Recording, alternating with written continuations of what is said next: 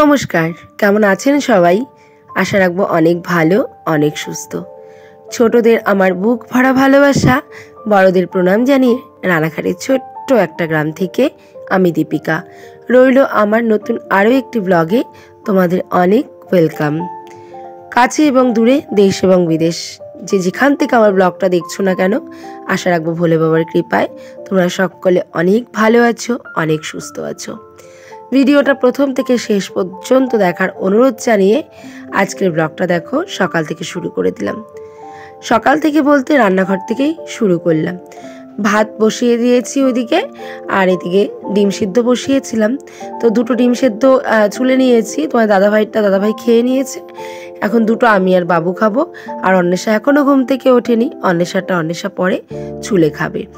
আর এইদিকে দেখো ভাতে আমি মিষ্টি কুমড়ার উচ্ছে সেদ্ধ দিয়ে দিলাম, আর ভাতটাও কিন্তু প্রায় ফুটে আসার মতো ভাব হয়েছে।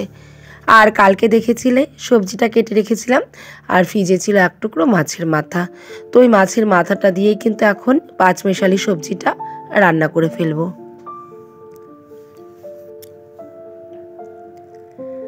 আজকে সকালে ঘুম থেকে উঠেছি পাক্কা 4:44-এ।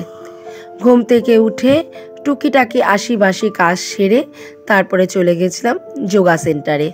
তো আজকে প্রথমেই গেলাম যোগা সেন্টারে, তো আজকে ভিডিও করা হয়নি। তো 2-1 দিন যাওয়ার পরে ইচ্ছে আছে যোগা সেন্টারের ভিডিওটাও তোমাদের দেখাবো।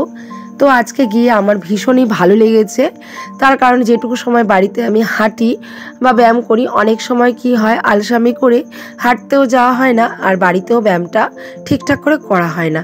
আর যোগা এমনই একটা জিনিস যা আমাদের স্মৃতিশক্তিকে অনেকটা শার্প করে, আমাদের মানসিক স্থিতিশীলতা বাড়ায়, আমাদের শরীর থেকে 99.9 রোগ নিরাময়ে সাহায্য করে, এবং আমাদের শরীরের এনার্জি পাওয়ার কিন্তু অনেকটা বুস্ট করে, আমাদের শরীরে ইমিউনিটি পাওয়ারও অনেকটা বাড়িয়ে তোলে। বিশ্বে যোগা এখন একটা অন্যতম স্থান অধিকার করে আছে। আমাদের প্রত্যেকটা মানুষের উচিত যে কোনো শরীরচর্চার মধ্যে একটুখানি হলেও সময় কাটানো। শরীরচর্চা এমনই একটা জিনিস যা আমাদের সুস্থ রাখতে সাহায্য করে। আর এখন আমাদের সামনে অনেক খাওয়ার, অনেক পড়ার জিনিস থাকলেও আমরা সেগুলোকে খেতে পারি না, তার কারণ আমাদের শারীরিক অবস্থাটাই দিনের দিন অবনতি ঘটছে। তো আমরা এখন কিন্তু সবাই চাইছি একটু সুস্থ স্বাভাবিক জীবন, যেটা দিয়ে আমরা অনেক খুশি আনন্দে জীবনটাকে কাটাতে পারি, উপভোগ করতে পারি। আমি কিন্তু সকাল সকাল এরকম কিছু হেলদি টিপস নিয়েই সকালটাকে শুরু করি। এই যেমন জল খাওয়া, গরম জল খাওয়া, লেবু জল খাওয়া।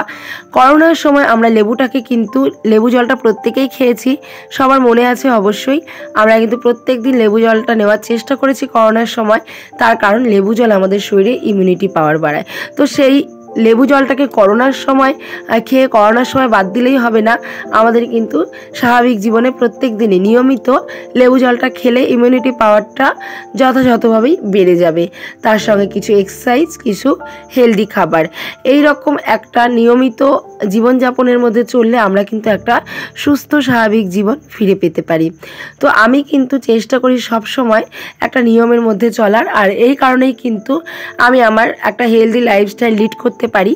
তোমরা আমাকে সবসময় খেয়াল করে দেখবে, আমি কিন্তু শুধু সংসারের কাজে ব্রতী থাকি না, আমি কিন্তু সংসারের কাজের পাশাপাশি বাড়িতেও একটা কারিগরের সমান কাজ করি।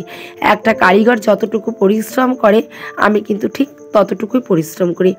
একটা কারিগর তো কেবলমাত্র শুধু তার মেশিনের পেছনেই সময় দেয়, কিন্তু আমি সারা সংসারের কাজ করেও মেশিনের পেছনে কিন্তু সময় দিই, এবং সেটা ফুল এনার্জির সাথে। আমার কিন্তু কোনো আলসেমি লাগেই না।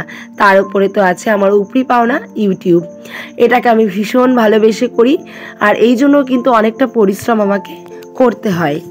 এই ভিডিওর মাধ্যমে আমি সবাইকে একটাই মেসেজ দিতে চাই, প্লিজ তোমরা একটু হলেও ছোটোখাটো অল্প স্বল্প হলেও একটু শরীরচর্চার মধ্যে নিজেকে রাখো, একটু হেলদি লাইফস্টাইল লিড করো, বাইরের জাঙ্ক ফুড খাওয়া একদমই কমিয়ে দাও, তাহলে দেখবে নিজেও সুস্থ থাকবে, পরিবারের অন্যকেও সুস্থ রাখতে পারবে। আমরা নিজেরা যদি সুস্থ না থাকি পরিবারের অন্যকে কিন্তু কখনোই সুস্থ রাখতে পারবো না। গল্পে গল্পে রান্না বান্না সমস্ত কাজকর্ম হয়ে গেল। আর এই দেখো এখন আমাদের গির্জার যে সমিতির দিদিভাইটা চলে এসেছে টাকা নিতে। তো ওখানে আমি প্রত্যেক মাসে 300 টাকা করে সেভিংস করি। তো পুরোটাই কিন্তু আমার নিজের ইনকামের টাকা। আজকে 300 করতে করতে কিন্তু বেশ অনেকগুলো টাকা আমি সেভিংস করে ফেলেছি। তো এটা কিন্তু আমার নিজের পুরোই উপার্জন। আর নিজের উপার্জনের টাকা সেভিংস করে সেটা যদি 100 টাকা বা 200 টাকাও হয়, তার আনন্দটা কিন্তু, তার সম্মানটা কিন্তু অনেকটাই বড়। রান্না বান্না করে কিছু জামা কাপড় ভিজিয়েছিলাম, সেগুলো কেচে কুচে মেলে সুন্দর করে স্নান করে দেখো পুজোটাও দিয়ে নিয়েছি। আর আজকে কি কি রান্না করলাম এটা বলতেই তো ভুলে গিয়েছি। ভাতে দিয়েছিলাম মিষ্টি কুমড়া উচ্ছে সেদ্ধ, রান্না করেছিলাম মিষ্টি পাঁচমেশালি সবজি মাছের মাথা দিয়ে, একটু চিকেন এনেছিল সেই চিকেনটাও রান্না করেছিলাম, আর তার সঙ্গে ছিল টমেটোর চাটনি। তো যাই হোক, তারপর রান্নাবান্না করে স্নান করে পুজো দিয়ে কারেন্ট চলে গেছিলো, একটু সময় রেস্ট করেছিলাম। তারপরে দেখো কড়াইটা নিয়ে চলে এসেছি কলপারে। আর কড়াই আমার বেসিনে মাজতে একদম ভালো লাগে না, যেহেতু আমাদের বাড়িতে কাঠকুটো দিয়ে রান্না হয় মাঝে মাঝে, তো কাঠের ছাই দিয়ে আর তার সাথে সার্ফ বা ডিটারজেন্ট এরকম কিছু জাতীয় বা বাসন মাজার সাবান মিশিয়ে যদি মাজা হয় কড়াই, খুব কিন্তু একদম রূপোর মতো চকচকে হয়, যেটা বেসিনে কখনোই সম্ভব হয় না। আর এইভাবে ছাই দিয়ে ভালো করে, শুধু ছাই দিয়ে মাজলে কিন্তু তেল ভাবটা থেকে যায়, তেলটা ওঠে না। তার সাথে কিছু একটু ডিটারজেন্ট বা বাসন মাজার সাবান যদি মিশিয়ে এরমভাবে মাজা যায়, তাহলে কিন্তু কড়াই একদম চকচকে হয়ে যায়।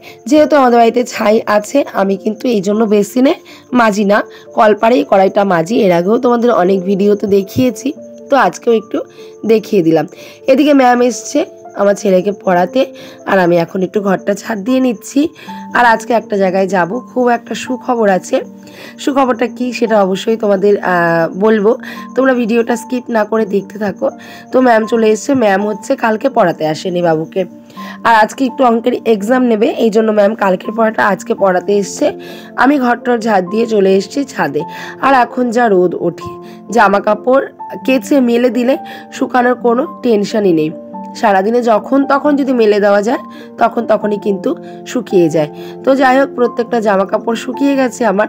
আর কিছু জামা কাপড় ছিল অন্বেষা তুলে কিন্তু সেগুলো ভাঁজ করে রেখেছে, যেহেতু সেগুলো আলমারিতে তুলতে হবে, তাই ওর জামা কাপড় সেগুলো ও ভাঁজ টাজ করে সুন্দর করে আলমারিতে তুলে নিয়েছে। আর এখন যে রাফ ইউজের জামা কাপড়গুলো ছিল ওগুলো আমি দেখো তুলে এই ঘরে আলনাটার মধ্যে ভাঁজ করে রেখে দিচ্ছি। আর তোমাদের এর আগেও একটা ভিডিওতে দেখিয়েছি যে প্রত্যেকদিন নিয়মিত আমরা যে জামা কাপড়গুলো পরি সেগুলো কিন্তু এই যেরকম উপরের ঘরে এই একটা কাঠের আলনা আছে, এখানেই কিন্তু ভাঁজ করে রাখি। আর আমাদের ওপরের ঘরটা কিন্তু এখনও কিছুই করা হয়নি, শুধুমাত্র ছাদ দিয়ে রেখে দেওয়া হয়েছে। ওই আর কি থাকি রাত্রেবেলা, ওটুকুই যা। নিচে নেমে দেখি অন্বেষা লুচি বানাচ্ছে, তো ওখান থেকে একটা লুচি খেয়ে নিলাম। অন্বেষার নাকি কয়েকদিন ধরে শুধু লুচিই খেতে ইচ্ছা করছে, তো আমি ওখান থেকে একটা লুচিই খেয়েছি। লুচি আমি অতটাও ভালোবাসি না, তবে কেউ করে দিলে 2-3টা খেতে পারি, ওটা ভালো লাগে। এদিকে অন্বেষা লুচি ভাজছে, আর আমি বললাম একটা জায়গায় যাওয়ার আছে, দেখো রেডি হয়ে বেরিয়ে গেছি। আজকে আমার বৌদি হসপিটালে ভর্তি, ওর ছেলে হয়েছে, তো সেখানেই যাচ্ছি। এত আনন্দ লাগছে, আসলে আগেও একটা ছেলে এখনও একটা ছেলে হয়েছে।